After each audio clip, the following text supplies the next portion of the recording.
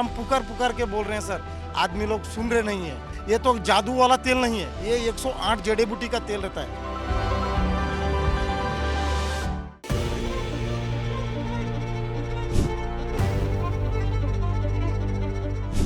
नए साल के जश्न में डूबे न्यू ऑरलियंस के बॉर्बन स्ट्रीट पर तब दहशत छा गई जब एक पिकअप ट्रक ने भीड़ को रौंद दिया।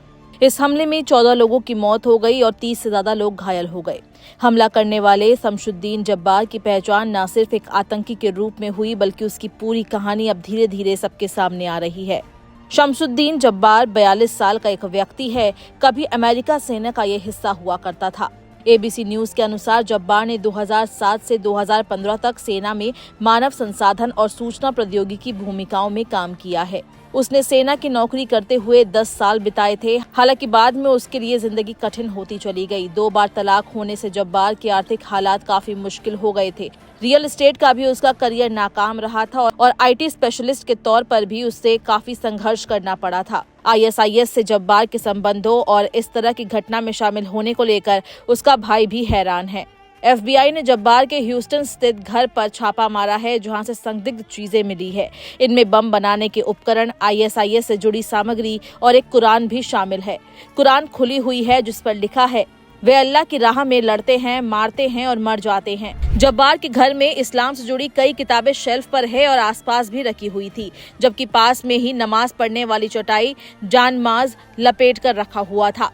जब्बार ने हमले से कुछ घंटे पहले फेसबुक पर कई वीडियो भी पोस्ट किए थे, जिसमें उसने आईएसआईएस का समर्थन किया था और अपने परिवार को धमकी दी थी। उसने कहा, ये मेरा जिहाद है, मेरी लड़ाई शुरू हो चुकी है। हमले से पहले जब्बार ने अपने पड़ोसियों से कहा था कि वो न्यू ऑरलियंस एक नई आईटी नौकरी के लिए जा रहा है, लेकिन असलियत कुछ और ही थी। जब्बार के पड़ोसी और परिवार वाले इस घटना से स्तब्ध हैं। उसकी 2 बेटियां हैं जो उसके साथ नहीं रहती। इस पूरी घटना से वो भी गहरे सदमे में हैं।